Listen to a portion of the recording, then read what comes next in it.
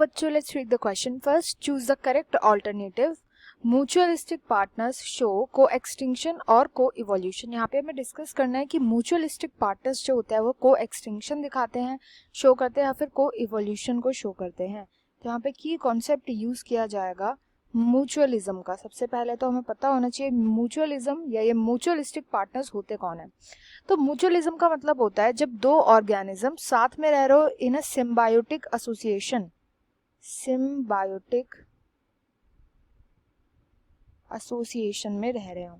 इसके अंदर देखने को ये मिलता है कि जैसे फॉर एग्जांपल लेकर के चलेंगे, जैसे कि लाइकन्स होते हैं. लाइकन्स में प्रेजेंट होते हैं दो ऑर्गेनिज्म जो आपस में इंटरेक्ट करके रहते हैं हमेशा. ये ऑर्गेनिज्म होते हैं फंजाई एंड एल्गी. लाइकन्स जो होता है फंजाई एंड एल्गी के सिम्बायोटिक एसोसिएशन से बनता है. फंजाई जो होता है ये होता है प्रोटेक्ट करवाने के लिए शेल्टर एल्गी को, एंड ये साथ में एल्गी को प्रोटेक्शन भी प्रोवाइड करवाता है, प्रोटेक्ट करके भी रखता है एल्गी को.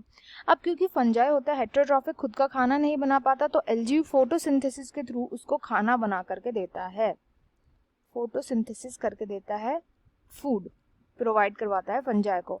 तो इसमें जो दोनों स्पीशीज होते हैं इन दोनों का ही बेनिफिट होता है, इसलिए साथ में एक दूसरे के साथ रहते हैं और इनमें दोनों को ही बेनिफिट होता है. इसी को बोला जाता है, इस टाइप के इंटरेक्शन को ही बोला जाता है म्यूचुअलिज्म. अब बात आती है को एक्सटिंक्शन और को इवोल्यूशन. इन दोनों में से क्या इनमें देखने को मिलेगा. तो इनमें देखने को मिलता है को एवोल्यूशन.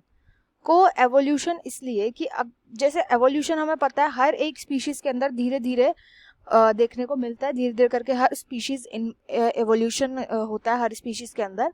तो अगर सपोज एल्गी के अंदर एवोल्यूशन हो गया और अगर फंजाई के अंदर एवोल्यूशन ना देखने को मिला, तो इससे क्या होगा, इससे ये फंजाई ढंग से इसके साथ एसोसिएशन नहीं बना पाएगा, जिसकी वजह से जब ये एसोसिएशन नहीं बना पाएगा तो फंजाई का भी लॉस होगा और एल्गी का भी लॉस होगा, क्योंकि एल्गी को फंजाई चाहिए जिंदा रहने के लिए और फंजाई को एल्गी चाहिए.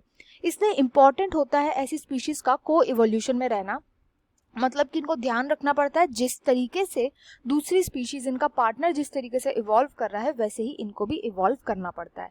इसलिए इस क्वेश्चन का राइट आंसर विल बी को evolution. I hope you understood well. Best of luck and thank you.